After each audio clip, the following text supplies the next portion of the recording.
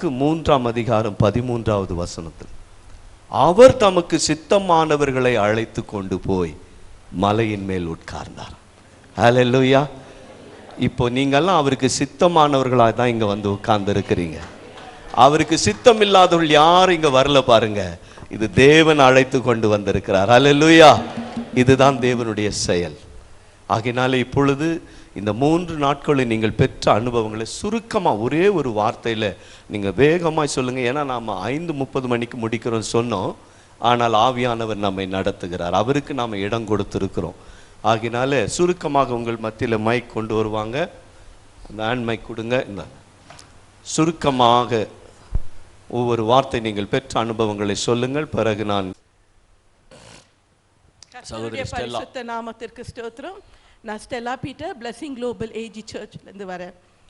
கடந்த 5 வருடங்களுக்கு முன்பாக நல்லா உற்சாகமாய் ஊழியம் செய்து ஆத்மாக்களை ஆதாயப்படுத்தினோம். போராட்டம், பிரச்சனைகள், தோல்விகள், நிந்தைகள் வரும்போது வேண்டாம் இந்த ஊழியம், நம்ம போய் வேற சபைக்கு போயிடலாம், நம்ம ஆறாமல் இருக்கலாம், விசுவாசிகளை போல சபைக்கு போகலாம், வரலாம், பிள்ளைகளை பார்த்துக்கலாம் என்ற ஒரு காரியத்தமாக இருந்தேன். வருடங்கள் கடந்தது. சபையில் கூட எங்கள் பாஸ்டர் ஒரு விஷனரியாக இருந்தார்.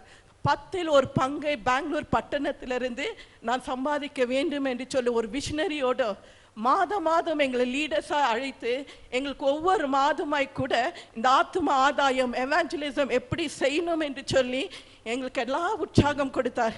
தேவனே வாண்டா, அநேக உபத்திரவத்தை பட்டுட்டு, வேதனை பட்டுட்டு, நிந்தைகள் பட்டுட்டு, வேணான பேச்சுக்கள் நான் கேட்டுட்டு நான் ஊழிய செய்ய மாட்டேன் என்று சொல்லி நானும் பிடிவாதமாக இருந்தேன். இல்லாண்டவரை நான் செய்ய மாட்டேன்ட்டு. ஆனாலும் ஆத்மாக்கள் வருவார்கள், சுவிசேஷத்தை சொல்லுவேன், சபை அங்கே இருக்கிறது, அங்கே போங்க, இஷ்டந்தான் வாங்க அப்படின்னு சொல்லி விடுவேன். அவ்வளோதான். இதுதான் நான் செய்துட்டு இருந்தேன். 5 வருடம் கழிந்தது. திரும்பி பார்த்தேன். ஒரு வருடமாய் திரும்பி பார்த்தேன். இல்லாண்டவரே நான் போக மாட்டேன், ஊழியத்துக்கு நான் போக மாட்டேன் என்று சொல்லி அநேக நாட்கள் எங்கள் neighbour Stella, my wife has a stomach pain, நானே இந்த ஹாஸ்பிட்டலுக்கு அந்த ஹாஸ்பிட்டலுக்கு போன்னு சொல்லி எல்லா ஹாஸ்பிட்டலுக்கு நானும் டைரக்ட் பண்ணேன். ஆனால் இயேசுவை பற்றி நான் சொல்லவே இல்லை. அவர் இந்து சகோதரர், நார்த் இந்தியன். திடீர்னு எல்லா டெஸ்ட் பார்த்து எல்லா ஹாஸ்பிட்டலுக்கு போய் டெல்லியில் பார்த்தார், பெங்களூரில் பார்த்தார், நிமான்ஸில் பார்த்தார், பேப்டிஸ்டில் பார்த்தார். எந்த விதமான பிரச்சனையும் இல்லை. ஸ்டெல்லா இந்த மாதிரி இருக்கு, பிரச்சனையே இல்லை, all the reports are normal, what should I do? அப்போ தேவன் என்னை உணர்த்தினார், என்னை பற்றியே சொல்லு நீட்டுன்னு. ஆமென். ஒரே ஒரு வார்த்தை சொன்னேன், Sachin, you have done all the things what you have done, why don't you have a prayer in your house? I have a person who will tell you about the Jesus in your own language. Can you open the door? Only one thing you have to do, open the door and call us, we will do it. அது ஒரே ஒரு வார்த்தை சொன்ன மாத்திரத்தில் அந்த சகோதரன் ஒரு வாரமாய், Stella, when you're calling me, when the people are coming, just tell me, I will be ready to open the door. ஒரே ஒரு வார்த்தை சொன்னார். அந்த வார்த்தை சொன்ன பிற்பாடு சகோதரனை ஃபோன் பண்ணேன், பிரதர், எனக்கு ஹிந்தியில் பேசுகிற சுவிசேஷத்தை சொல்லுகிற ஒரு ஆள் எனக்கு வேணும், ஹிந்தியில் தான் வேணும், எந்த லாங்குவேஜும் எனக்கு வேண்டாம்னு சொன்னபோது சகோதரர் மிஷினரியை அழைத்து அவர்களுக்கு சுவிசேஷத்தை சொல்லி அந்த வியாதி இல்லாமல் போகத்தக்கதாக கர்த்தர் ஒரு அற்புதத்தை செய்தார். ஹல்லேலூயா. தீர்மானம் எடுத்தேன், இல்லாண்டவரே, இதற்காகத்தான் நீங்கள் என்னை அழைச்சிங்கோ.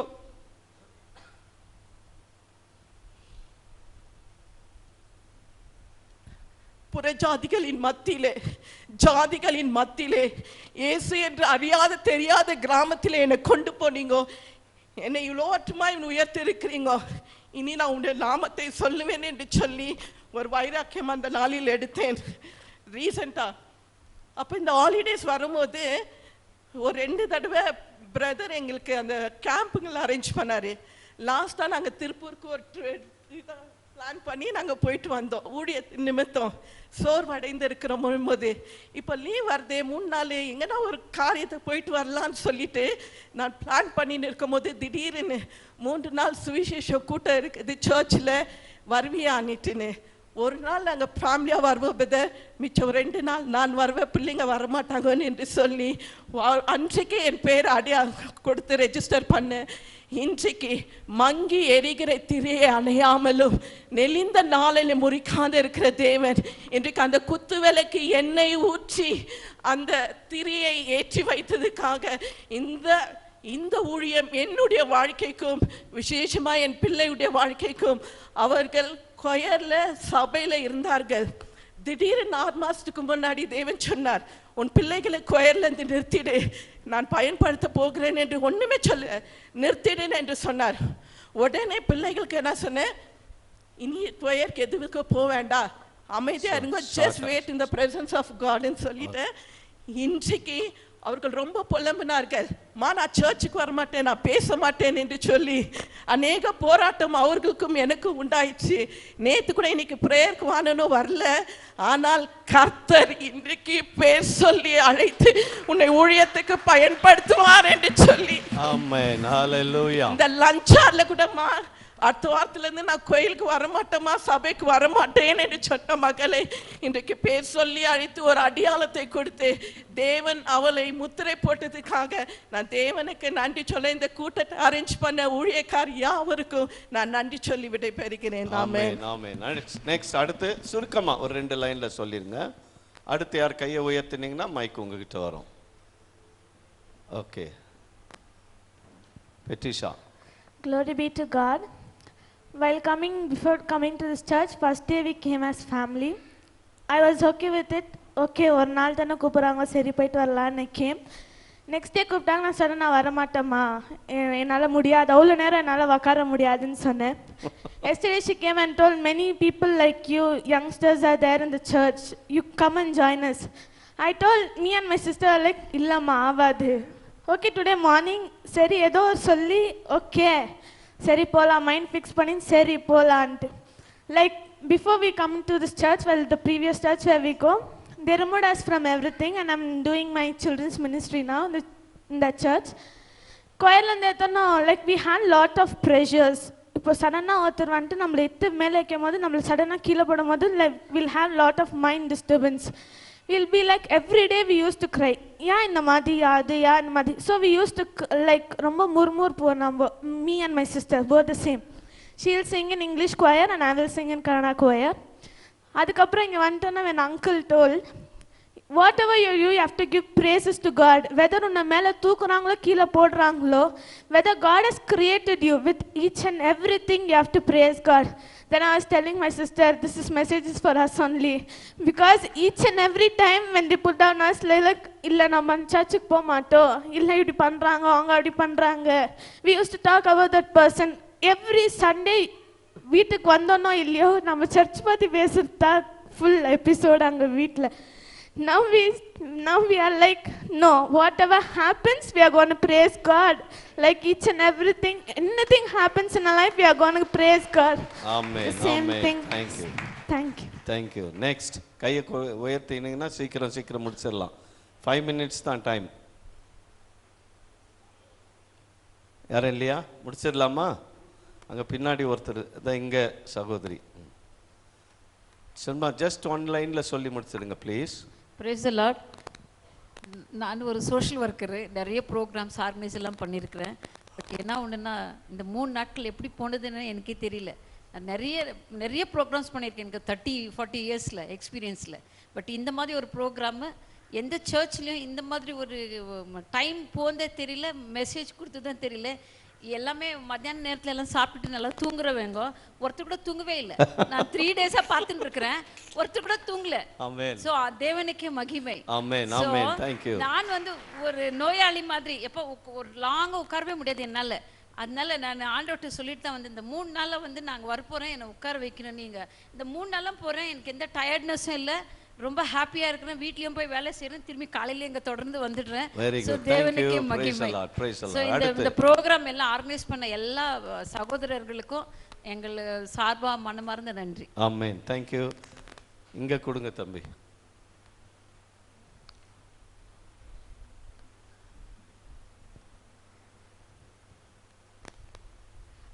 Praise God.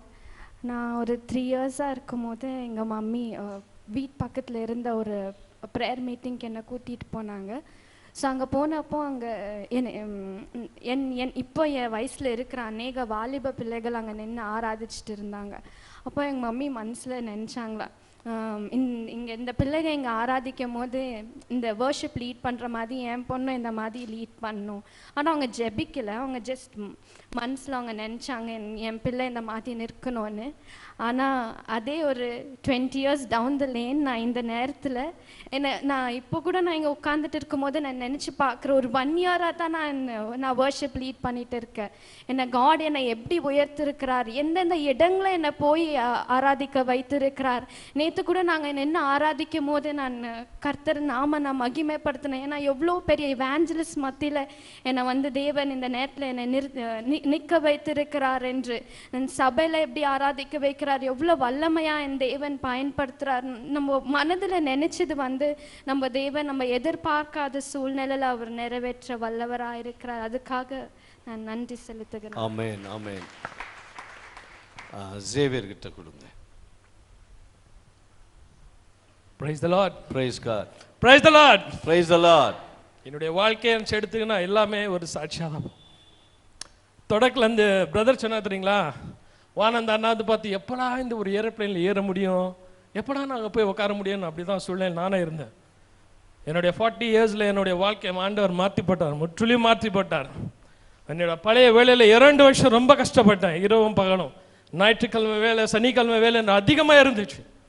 அந்த வேலையில் இந்த ஆண்டவர் என்னை தூக்கி ஒரு புது வேலையில் வச்சார். அந்த வேலை எப்படின்னாக்கா, எனக்கிட்ட என் ஃப்ரெண்டு ஃபோன் பண்ணி கேட்குறான், எனக்கு எங்கேயாவது ஒரு நல்ல வேலை கிடைச்சா சொல்லிடுறான்னு. நான் அவன்கிட்ட சொல்லிங்கிறேன், என் கம்பெனிலே நிறைய பிரச்சனை இருக்குது, நானே இந்த கம்பெனி விட்டு போயின்னுக்கிறேன், வேணுமா தான் நீ வந்துடு என் இடத்துக்குன்னு.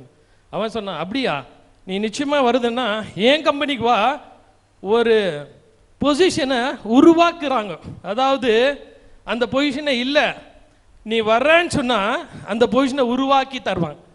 தேவனுக்கு நமக்கு மகிமைப்பட கைகளை தட்டுவோம். ஏன் தெரியுங்களா, they created one position called deputy manager. அதாவது மேனேஜர் இருக்கிறாரு, டெபியூட்டி மேனேஜர் பொசிஷனு 20 வருஷமா அந்த கம்பெனி இருக்கு, அந்த பொசிஷனே இல்லை. என்ன ஆண்டவர் தேர்ந்தெடுத்து அந்த கம்பெனிக்கு அனுப்புறாரு, ஒரு இன்டர்வியூ ஒன்றுமே இல்லை. ஒரு 2 hour எங்கள்கிட்ட பேசிட்டு போய் உட்கார மேனேஜர் சொல்றாரு, it's okay, now you can carry on, tomorrow you can come to the work என்றார். இதான் ஆண்டவர் செய்த மகிமை. அந்த ஏரோப்ளைன் ஏன்னா நான் போய் 10வது நாள் அந்த வேலையில் ஒரு ட்ரிப்பு கூப்பிட்றாங்க கோவாக்கு. முதல்ல பிளெயினில் கூட்டின்னு போகிறாங்க. அந்த ட்ரிப்பு ஒன்றும் செலவு கிடையாது. நான் போய் ஆஃபீஸில் உட்காரணும், ஆஃபீஸ்லேருந்து கூட்டின்னு போய் கோவாவில் சுற்றி காட்டு 2 நாளும் மறுபடியும் வீட்டுக்கு வந்து விட்டுருவாங்க. அது மொத்தமாக அவங்களே பார்த்துக்கணும். முதல் ஆண்டவர் அந்த வேலைக்கு போய் 10 நாளில் என்னை ஆண்டவர் பிளெயினில் ஏறி வச்சார். 1 வருஷம் விட்டுட்டு எனக்கு அந்த பொசிஷனோட என்ன வேலை தெரியுங்களா, நான் கலர் கரெக்ஷன் பார்க்கணும். நான் கலர் கரெக்ஷன் பார்க்கணுன்னா இங்கே கிடையாது, இந்த சவுத் இந்தியாவில் அந்த மிஷின்ஸுக்கு கிடையாது, கோடிக்கணக்கில் மிஷின். அந்த மிஷினை நான் பார்க்கணுன்னா ஊருங்களுக்கு போகணும். எங்கே போகிறேன், டெல்லி, ஹரித்வார், மும்பை, கல்கட்டா, இது இங்கே இருக்கிற சிவகாசிக்கு போனால் கூட ஃப்ளைட்டில் தான் போகணும். ஆண்டவருக்கு மகிமை சொல்லுங்க. இவர் சொன்னார், போர்டிங் பாஸ் நிறைய இருக்குதுன்னு. காத்தால ஏறி சாயங்காலம் தான் வந்து பெங்களூர் இறங்குவேன், மறுபடியும் பெங்களூர் நைட் ஏறி மறுபடியும் சிவகாசிக்கு, மறுபடியும் சிவகாசிலேருந்து மறுபடியும் டெல்லிக்கு. ஆண்டவர் நிற்க வைக்கல என்ன இப்படி. ஆண்டவரே, நான் பிளேனில் ஏறினேன்னு சொன்னது கரெக்டு தான், உங்கள்கிட்ட கேட்டு வானத்தை பார்த்து தான் சொன்னது, ஆனால் இப்படியா வந்து ரெஸ்ட் கூட இல்லை. ஸோ ஆண்டவர் இப்படி தான் உயர்த்துவார். ஆண்டவர் சொன்ன அவர் உயர்வுக்கு தடையே கிடையாது. இந்த கூட்டத்தை ஆரம்பத்துக்கு ஐயா சொன்னார், 3 நாள் இருக்குதுப்பா. நாங்களும் ஐடியா போட்டோம், 3 நாள் ஆயுத பூஜை எங்கன்னா போயிடலாம். ஐயா சொல்லிட்டார், 3 நாள் இருக்குதுப்பா, இதான் ரெடி பண்ண போறேன். நாங்கள் தான் ஃபர்ஸ்ட் டைம் சொல்றேன். ஆண்டவர் மகிமை சொல்றேன், என் வாழ்க்கையில இப்படிப்பட்ட மீட்டிங்கை நான் பார்த்ததே கிடையாது. ஆண்டவர் நிச்சயமா உணர்ந்தேன். ஓ glory to God. எல்லா மகிமை அவருக்கு. ஆமென். ஐயா பிரைஸ் லார்ட். என் பேர் ரமேஷ் ஜோஷ்வான்னு சொல்லிட்டு, உண்மையில் ஒரு நிமிஷம் ஐயா நான் கூப்பிட்டோன்னா அப்படியே நான் ஆடி போயிட்டேன். நான் என்னன்னாக்கா, இதே டேனி ரோட் சர்க்கிளில் காலில் செருப்பு இல்லாமல் பின்னால் பேண்ட்டெல்லாம் கிழிஞ்சிட்டு நடந்து போன நாட்கள் எனக்கு ஞாபகம் இருக்குது.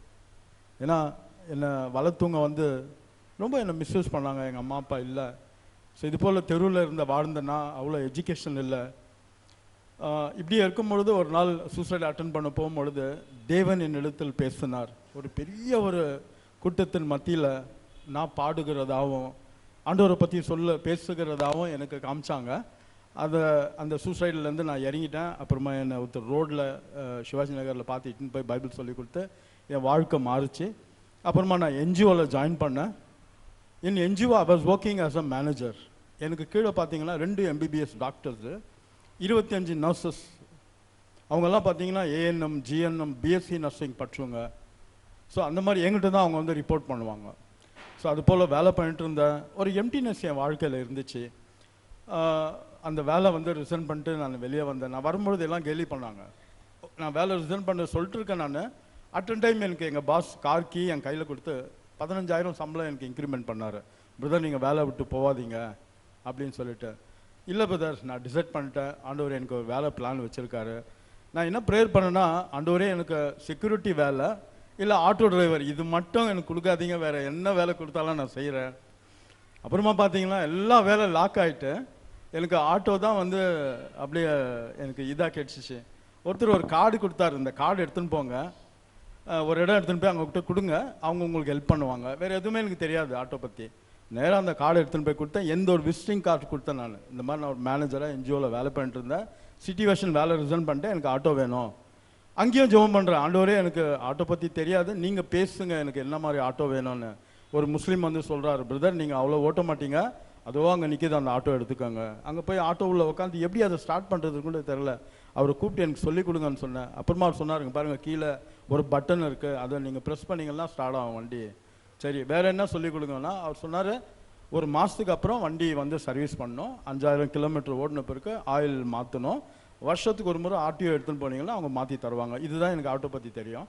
ஆனால் நான் ஒரு பொருத்தனை பண்ணிட்டு இருந்தேன். ஆண்டவரே இவ்வளோ நாள் ஐ was working as a manager in NGO long time, நிறைய நாள் வேலை பண்ணேன். எனக்கு வாழ்க்கை வெறுமையாக இருந்துச்சு. இப்போ ஆண்டவர் வெளியே கொண்டு வந்தீங்க, என்னை யூஸ் பண்ணுங்க அப்படின்னு சொல்லிட்டு நானும் என் மைண்டுக்குள்ளே என்ன ப்ரேயர் பண்ணிட்டு இருந்தேன்னா, எவ்வளோ ஜனங்க ஆண்டவரோட வார்த்தை தெரியாமல் இருக்காங்க, அவர்களுக்கு ஆண்டவரோட வார்த்தையை போய் சேர்க்கணும் அப்படின்னு ஜோம் பண்ணும்பொழுது கரெக்டாக 1 மந்த் நான் ஆட்டோ வாங்கி 1 மாதத்தில் ஒரு பிரதர் அங்கே ரோட்டில் இருக்கிறார், விரட்டி போய் அவரை பிடிச்சிட்டேன். அவர்கிட்ட கேட்டோன்னு ஒரு கார்டு கொடுத்தாங்க. ஆட்டோ மினிஸ்ட்ரிக்கு போனேன். நான் நிஜமாக சொல்கிறேங்க, ஃபஸ்ட் டைம் நான் எவ்வளோ ரவுண்ட் டேபிள் கான்ஃபரன்ஸ்க்கெல்லாம் போயிருக்கிறேன். தெருவில் படுத்துட்டு இருந்தேன்னா ஆண்டவர் என்னை எடுத்துன்னு போய்ட்டு பேலஸில் இருக்க வச்சார். இதே சுடுகாட்டில் வந்து 1990 எத்தனோ நாட்கள் வந்து அந்த சுடுகாட்டில் சுற்றி நாங்கள் ஜோம் பண்ணியிருக்கிறோம். ஸோ இந்த மாதிரி இருந்த ஒருத்தனை ஆண்டவர் வந்து டோட்டலாக ஆட்டோ மினிஸ்ட்ரி கொண்டு வந்தார். எனக்கு என்ன சந்தோஷமாக இருந்துச்சுனாக்கா, என்னை யாருன்னா பிரதர்னு கூப்பிட்டா எனக்கு ரொம்ப சந்தோஷங்க. ஒவ்வொரு நாளும் நிறைய நாள் நான் ஏங்கியிருக்கேன். நான் அந்த இடத்துல வரும்பொழுது என்னை ஆறுதல் படுத்தினாங்க, உற்சாகப்படுத்தினாங்க. அங்கேருந்து என் வாழ்க்கை கொஞ்சம் கொஞ்சமாக மாறிச்சு. அது பெரிய ஸ்டோரி, இன்னொரு நாளைக்கு சொல்கிறேன் நான். ஸோ உண்மையிலே இந்த மீட்டிங் வந்து எனக்கு ரொம்ப சந்தோஷமாக இருக்குது. எனக்கு மனசுக்குள்ளே என்னன்னு தெரில, ஒரு மாதிரி காத்தால ப்ரே பண்ணும்பொழுது எனக்குள்ளே ஒரு மாதிரி சஞ்சலமாக தான் வந்தேன். நான் நமக்காக வருத்தப்பட யாருமே இல்லையே, நமக்காக துக்கப்பட யாருமே இல்லையே. எனக்குள்ளே ஒரு ப்ரேயர், நான் சாகிறதுக்கு முன்னாடி எங்கள் அம்மா மெடி மேலே ஒரு 10 நிமிஷம் தலை வச்சு படுக்கணும் அப்படின்னு சொல்லிட்டு எனக்கு ரொம்ப நாளாக அந்த மாதிரி ஒரு ஆசை. ஆனால் அந்த இடத்துல வந்து உட்காரும் பொழுது இப்போ ஐயா கூப்பிட்டோன்னே எனக்குள்ளே அந்த அவர் ஃபஸ்ட்டு கேட்ட கேள்வி வந்து, உங்கள் ஃபேமிலிங்க யாராவது இருக்காங்களா அப்படின்னு சொல்லிட்டு. அப்புறமா ஒரு வார்த்தை சொன்னார், நீங்கள் கவலைப்படாதீங்க, இங்கே எல்லாம் இருக்கிறவங்கெல்லாம் உங்கள் ஃபேமிலி தான் அப்படின்னு சொல்லிட்டு. இந்த மீட்டிங் வந்தது எனக்கு ரொம்ப சந்தோஷமாக இருக்குது. நம்ம ஒரு முறை பொறுக்கிறோம், ஒரு முறை மறிக்க போகிறோம். இதன் மத்தியில் வாழுகிற வாழ்க்கை ஆண்டவருக்காக. எங்கேயோ தெருவில் இருந்த என்ன ஆண்டவர் கொண்டு வந்து இந்த இடத்துல உட்கார வைத்தாருனாக்கா அவர் எவ்வளோ நல்லவர். Amen. Thank you thank you. Praise God brother. Selvi சிஸ்டரா இவர் பேசி முடிச்சு. அல்லேலூயா. நான் மைக்கு பிடிக்கும் போது தான் சவுண்டே வராத இருக்கும். வரும், சரியா வைங்க. நான் பிடிச்சிக்கிற பேசுங்க. அல்லேலூயா. இப்போ கேட்குது. நான் சாட்சியாலாம் அவ்வளோ சொன்னது இல்லைங்க. நான் சாட்சியாலாம் அவ்வளோ சொன்னது கிடையாது. எனக்கு தெரிஞ்சு ஒரு 28 வருஷமாக நான் ஆண்டவருக்குள்ளே இருக்கேன். இது நான் இப்போ சாட்சி சொல்கிறது ஒரு 2 டைம் 3 டைம் சொல்லியிருப்பேன். ஆனால் பர்டிகுலராக இப்போது சாட்சி சொல்லணுன்னு சொன்னால், லாஸ்ட் டைம் எனக்கு வந்து அட்டாக் ஆச்சு. அட்டாக் ஆனது எனக்கு தெரியவே தெரியாது. ஏதோ இங்கே பின்னால் பெயின் இருக்குது, ரொம்ப பயங்கரமாக பெயின் இருக்குதுன்னு நினச்சேன். நான் ஒரு பேரண்ட்ஸ்கிட்ட பேசிகிட்டே இருக்கிறேன். எனக்கு யாரோ பிடிச்சி தள்ளுற மாதிரி இருக்குது, பேச முடியல. நான் திடீர்னு என்ன பண்ணேன், நான் என் கூட இருந்த டிரைவருக்கு சொன்னேன், நீ பேசு, நான் உட்காரேன் ஆட்டோவில்ன்ட்டு. நான் ஆட்டோவில் உட்காரேன், ஆட்டோவில் கூட உட்கார முடியாது, நிற்க முடியல. சரி என்ன பண்ண, ஒரு பெயின் கில்லர் டாப்லெட் ஒன்று போடலாம் வாங்கி போட்டுட்டு டீ குடிச்சு உட்காந்தேன். முடியல. வீட்டுக்கு வந்தோம், படுத்தேன். படுக்க போகிறது கூட சாப்பிட சொன்னாங்க, சாப்பிடல, படுத்துட்டேன். நைட்டு ஒரு 11 o'clock பச்சை தண்ணி அப்படியே ஊற்றுறேன் தலைக்கு. அவ்வளோ உடம்பெல்லாம் ஹீட் ஆகுது, திடீர்னு வேர்க்குது. இதன் மத்தியிலையும் நான் யாருக்கிட்ட ஒன்றும் சொல்லி, எனக்கு என்ன ஆயிருக்குது என்றைக்கே தெரியல. லாஸ்ட்டில் தான் தெரியுது. 2-3 இடத்துல வந்து கூட்டின்னு போய்க்கணும் ஹாஸ்பிட்டலுக்கு. அப்போ ஒரு இடத்துல தான் பர்டிகுலராக சொல்லியிருக்காங்க அட்டாக் ஆகிருக்குதுன்ட்டு. ஆம்புலன்ஸில் கூட்டிகிட்டு போகிறாங்க. நான் ஆம்புலன்ஸ் வண்டி போகும்போது எத்தனையோ பேருக்கு போகும்போது நான் ஜெபம் பண்ணியிருக்கேன். எத்தனையோ பேருக்கு ஜெபம் பண்ணியிருக்கேன். ஐயா நீங்கள் ஒரு நிமிஷம் இருக்கோ ப்ளீஸ். அன்றைக்கி நான் ஆம்புலன்ஸில் போயின்னு நைட்டு ஒரு 12:30 இருக்கும். அப்போ நம்ம வண்டியில் படுத்துட்டு இருக்கேன். வண்டி போயிட்டே இருக்குது, நல்ல ஸ்பீடில் போகிறான்.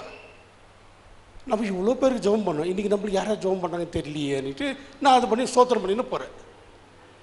அது வரைக்கும் நான் நினச்சிருந்தேன் என்னன்னாக்கா, எனக்கு ஒன்றும் ஆகலைன்ட்டு தான் நினச்சிட்டு இருந்தேன்.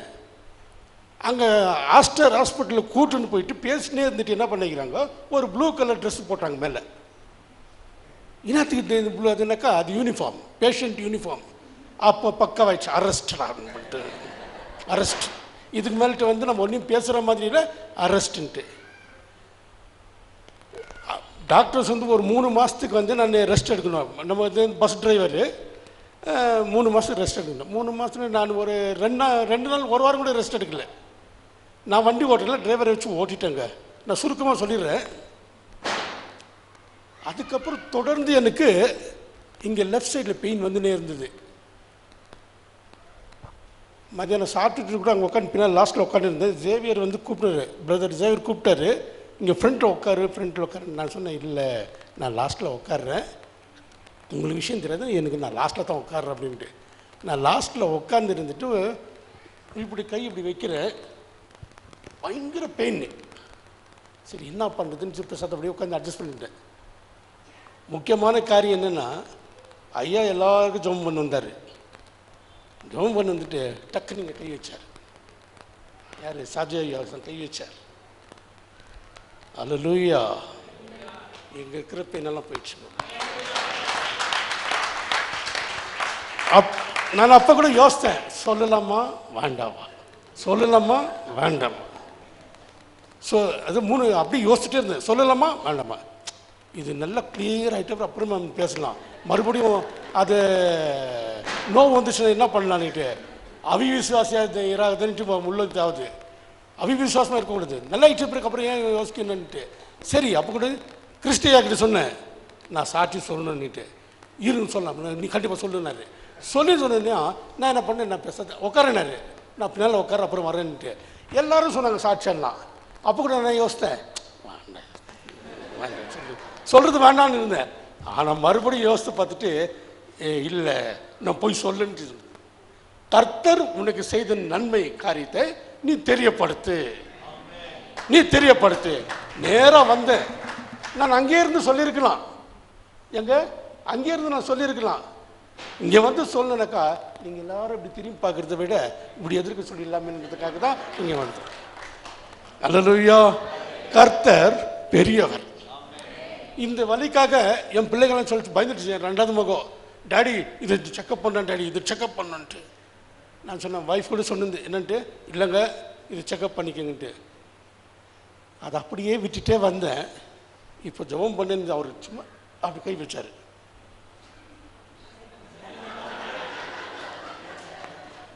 அப்படிதான் கை வச்சாரு. அவர் கை வச்சுட்டு எல்லாருக்கும் கை வச்சாரு, எனக்கும் கை வச்சாரு. கர்த்தர் பெரிய காரியம் செய்தார். அல்லேலூயா. All glory to Lord Jesus Christ. Hallelujah. செல்வி அவர்கள் சொல்லுவாங்க. இந்த 3 நாளில் நான் கற்றுக்குன்னு அர்ப்பணிச்சதை உங்களுக்கு சொல்கிறேன். அந்த ஃபஸ்ட்டு டே நம்ம வந்தோன்னா சுவிசேஷ தீங்கு அனுபவி சுவிசேஷத்தை அறிவின்னு. ஆனால் நாங்கள் நிறைய வீட்டுக்கு போய் சொல்கிறோம், அதனால் யாரும் ஏற்றுக்கல. ஆனால் நேற்று கேட்ட அந்த மிஷினரியுடைய சாட்சியில் கேட்டேன், பொறுமையாக இருக்கணும், கடவுள்கிட்ட பொறுமையாக இருக்கணும். சுவிசேஷத்தை அவங்க அந்த மிஷினரி வாழ்க்கையில் அந்த கேட்ட ஒரு கதை என் கண்ணீராக தான் வந்துச்சுங்க. நம்மலாம் வேஸ்ட்டாக இருக்கிறோம், இது வரலையுமே நான் எதுவுமே செய்யலை ஏசப்பா உங்களுக்காக, இனி நான் வந்து என் ஓட்டத்தை நான் ஏற எடுக்கணும். எனக்கு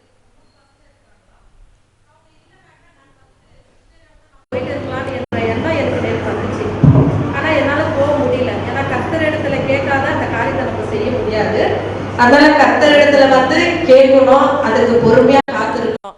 அவர் அழைக்கிற அழைப்புக்கு நம்ம பாத்திரமா இருக்கணும். அப்பொழுதுதான் நேற்று சொன்ன வசனத்தின் பிரகாரம் சங்கீதம் 23 உன் பாத்திரம் நிரம்பி வழியும்னு சொன்ன வார்த்தையின் பிரகாரம் நம்ம வாழ்க்கையில் நடக்கும். அதே போல் இன்னொரு இது வந்து அந்த வேதாகம் பைபிள் சொசைட்டிலேருந்து வந்து சொன்னவங்க வந்து பைபிள் இல்லைன்னா எதுவுமே இல்லை நம்ம வாழ்க்கையில். வார்த்தை மூலயமா தான் ஆண்டவர் எல்லாத்தையுமே படைச்சாரு. அந்த பைபிளில் அந்த சுவிசேஷம் எப்படி அறிவிக்கணும்னா அது ஒரு ஸ்லாக்கியம், பாக்கியம், சமாதானம், சந்தோஷம், அதெல்லாம் வந்து இவ்வளோ நாள் எனக்கு தெரியாத இருந்துச்சு. நாங்கள் ஒரு இதுவாக தான் செஞ்சுன்னு இருந்தோம் ஊழியம். ஆனாலும் அதில் வந்து திருப்தி இல்லை. ஆனால் இந்த 3 நாள் கூட்டத்தில் இன்றைக்கு நான் கேட்ட அந்த வசனத்தின் பிரகாரம் கர்த்தர் வந்து பேதுருவிடத்தில் வந்து அந்த பெரிய சங்கிலியை உடைச்சாரு, ஆனால் சின்ன கதவை திறக்க முடியலன்னு சொன்னார். அப்படியாப்பட்ட வாழ்க்கையில் தான் நம்மளும் வாழ்ந்துன்னு இருக்கிறோம். அந்த சின்ன கதவை கூட அவரால் உடைக்க முடியும். எல்லாத்தையுமே வந்து ஜெயமாக மாற்றக்கூடிய தேவன் நம்மோட இருக்கிறாரு. அதே போல் வந்து சின்ன சாட்சி, லாஸ்ட் மந்த் எனக்கு ஒரு சர்ஜரி ஆச்சு. ஆனால் என்கிட்ட வந்துட்டு ஒரு 2000 rupees தான் இருந்துச்சு. ஆனால் அவங்க சொன்னது வந்து 1.5 lakh லேப்ரோஸ்கோபி பண்ணணும், அர்னியா ஆப்ரேஷன் பண்ணணும். ஆனால் போனது வந்து ஆகஸ்ட் 18. 1 month வந்துட்டு நான் வேலைக்கு போயின்னு இருக்கிறேன். ஒரு என்ஜிஓவில் வந்து ஸ்பெஷல் ஸ்கூலில் வந்து நான் வந்து அசிஸ்டண்ட்டாக இருக்கிறேன் டீச்சருக்கு. அந்த பசங்களை தூக்கணும், வீல் சேர் தள்ளணும், ஃபீட் பண்ணணும். அது வந்து கர்த்தர் எனக்கு கொடுத்துருக்கிற ஊழியமாக நினச்சி நான் செஞ்சுன்னுக்கிறேன் இந்த 8 வருஷமாக. ஏன்னா எங்கள் ஹஸ்பண்ட் இல்லை, 8 வருஷம் ஆயிடுச்சு. அதனால தான் வேலைக்கு போகிறேன். மவுண்ட் கார்மலில் எனக்கு வேலை கிடைச்சிச்சு. அங்கே 2 மாதம் தான் செஞ்சேன். எனக்கு அந்த இடத்துல பிடிக்கல, நானே தான் விட்டுட்டு வந்துட்டேன். இன்றைக்கி அந்த இடத்துல இருந்திருந்தா, போன வாரம் கூட சொன்னேன், அந்த இடத்துல இப்போ நான் வேலை செஞ்சிருந்தா 3 upstairs பில்டிங் கட்டி ஒரு கார் இருந்திருக்கும் என்கிட்டன்னு சொன்னேன். ஆனால் அது இல்லை, எனக்கு கர்த்தர் இந்த ஊழியத்தை கொடுத்துருக்கிறாரு. அந்த பிள்ளைங்க இந்த 1 மாதமாக நான் அந்த பசங்களை பார்க்கல. ஆனால் ஒரு நாளும் நான் அந்த பசங்களை நினைக்கிறேன். ஆகஸ்ட் 18 நான் போய் செக் பண்ணேன். 1 மாதம் ஃபுல்லாக நான் ஹாஸ்பிட்டலுக்கு போகல. கூட இருக்கிறவங்கெல்லாம் திட்டினாங்க, உனக்கு இந்த தைரியம் ஜாஸ்தி, ஆப்ரேஷன் இம்மீடியட்டாக பண்ணோன்னு சொல்கிறாங்க, நீ எதுவுமே கண்டுக்காத இருக்கிறேன்னு. நான் சொன்னேன், இல்லை கடவுள் இருக்கிறாரு, அவர் பார்த்துக்குவாருன்னு. 1 மாதம் செப்டம்பர் 22 எனக்கு சர்ஜரி ஆச்சு. அதே ஞாயிற்றுக்கிழமை இந்த 22 1 மாதம். நான் 2 வாரம் சபைக்கு போகல. 3ஆவது வாரம் கர்த்தர் என்னை கொண்டு போய் சபையில் வச்சார். திருவிருந்து வீட்டுக்கு வந்துச்சு. அநேக ஊழியக்காரங்க எல்லாரும் சேர்ந்து எனக்கு ஜபம் பண்ணதுனால நான் காசெல்லாம் வந்து ரெடி பண்ணின்னு தான் ஹாஸ்பிட்டலுக்கு போனேன். அதே போல் அந்த காசை மிச்சம் பண்ணியே நான் எடுத்துன்னு வந்தேன். எல்லாம் ஹாஸ்பிட்டலுக்கு போகிறவங்கெல்லாம் அங்கேயே எல்லாம் இருக்கிறதெல்லாம் பேக்கெட்டில் இருக்கிறதெல்லாம் செலவு பண்ணிட்டு வருவாங்க. அதுக்கு எங்கள் ரிலேஷன்லேயே சொன்னாங்க, நானும் நெக்ஸ்ட் மந்த் போய் அட்மிட் ஆகிறேன். ஏன்னா நீ காசு எடுத்துன்னு போய் கொடுத்துட்டு மிச்சம் எடுத்துன்னு வந்திருக்கிறல்ல, உனக்கு நிறைய பேர் காசு கொடுத்தாங்க, அதனால நானும் போயிட்டு அட்மிட் ஆகிறேன்னு சொல்லிட்டுன்னு எல்லாம் என்னை கேலி பரிகாசம் பண்ணாங்க. நான் சொன்னேன், அந்த பாக்கி எல்லாருக்குமே கிடைக்காது, ஆண்டவரை தேடுற பிள்ளைங்களுக்கு தான் கிடைக்கும் அன்னு சொல்லிட்டு நான் சொன்னேன். கர்த்தர் வந்து அந்த ஆப்ரேஷனை நல்ல மாதிரியாக முடிச்சு கொடுத்தாரு. எல்லா விதத்துலேயுமே என்னை வந்து வழி நடத்தினார். இன்றைக்கும் நான் கர்த்தருக்காக இந்த 3 நாளில் நான் கற்றுக்கிந்து வந்து அநேக ஊழியக்கார் மூலயமா சொன்ன வசனங்கள் வார்த்தைகள் மூலயமா நானும் வந்து இனி வேஸ்ட்டாக இருக்கக்கூடாது, நான் வந்து கர்த்தருக்காக அந்த ஓட்டத்தை ஓடி முடிக்கணும்னு சொல்லி ஒரு வைராக்கியத்தை நான் தீர்மானமாக இந்த இடத்துல எடுத்திருக்கிறேன். கர்த்தர் நாமத்துக்கு ஸ்தோத்திரம்.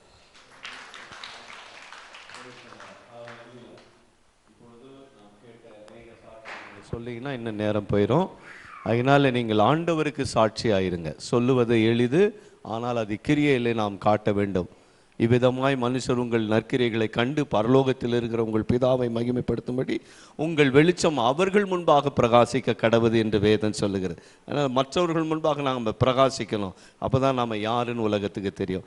இப்பொழுது இந்த சபையின் போதகர் ஐயா மரிய கிறிஸ்டி அவர்களை இயேசுவின் நாமத்தினாலே நான் அழைக்கிறேன். இந்த 3 நாள் அவர் மேடை பக்கம் வரல இல்லையா, மேடைக்கு பின்னாடி நிறைய வேலை, அதனால் இப்போ வந்திருக்கிறார். அவர் உங்களோடு கூட பேசுவார். Price the Lord. அழைப்புக்கு இணங்கி எல்லா தேவ ஊழியர்களுக்கும் நண்பர்களுக்கும் ஊழியர்களுக்காக எல்லா சகோதர சகோதரி குடும்பங்களுக்காக நான் இயேசு நாமத்தை நன்றி செலுத்துகிறேன். பல வருடத்தின் தரிசனங்கள் இது.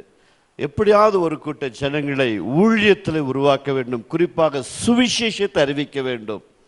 ரோமர் 1:16-17 சொல்லப்பட்டபடி கிரேக்கரானாலும் சரி, படிப்பு அறிவாக இருந்தாலும் சரி, படிப்பு அறிவிலாகட்டும் சரி, சுவிசேஷத்தை அறிவிக்க வெட்கப்படேன் என்று சொன்ன அந்த வார்த்தை இணங்கி எப்படியாவது இந்த சுவிசேஷத்தை அறிவிக்க வேண்டும் என்று சொல்லிதான் பல மாதங்கள் பல வருடங்களாக இதயத்தின் பாரங்கள் இருந்தது. முதல் முறையாக முயற்சி எடுக்கலாம் என்று சொல்லிதான் எடுத்தோம்.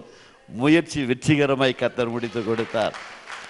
குறிப்பாக வந்திருக்கிற ஒவ்வொரு ஊழியர்களும் அந்த தரிசனத்தோடு கூட அந்த தேவ சுவிசேஷத்தை சொன்னார்களே, அது மிக மிக மகிமை உள்ளது. லட்சத்துக்கு மேலாக நேற்று அந்த சகோதரி சாட்சி சொல்லிட்டே வந்துட்டு, நாங்கள் 2 பேர் காலையில் தான் பேசினோம், பகல் காலம் இருக்க மட்டும் இந்த சுவிசேஷத்தை அறிவிக்கணும்னு.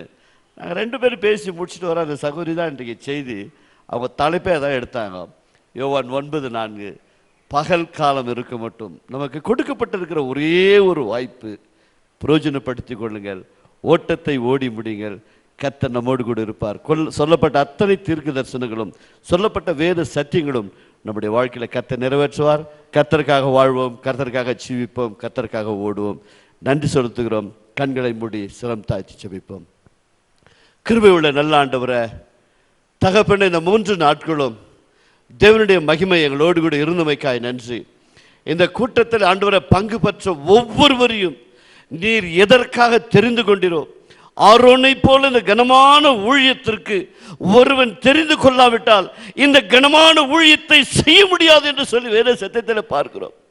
உண்மை இல்லாதவர்களாக இருந்த போதிலும் உண்மை உள்ளவர்கள் என்று நம்பி இந்த பொறுப்பை எங்களிடத்தில் கொடுத்து இப்படிப்பட்ட தேவ பிள்ளைகளை பிரித்தெடுத்து கொண்டு வந்து 3 நாள் உலகத்தை எல்லாம் மறந்து உம்முடைய சமூகத்தில் வந்த அத்தனை பிள்ளைகளுடைய இதயத்தின் மன்றாட்டுகளை கர்த்தர் நிறைவேற்றுவீராக.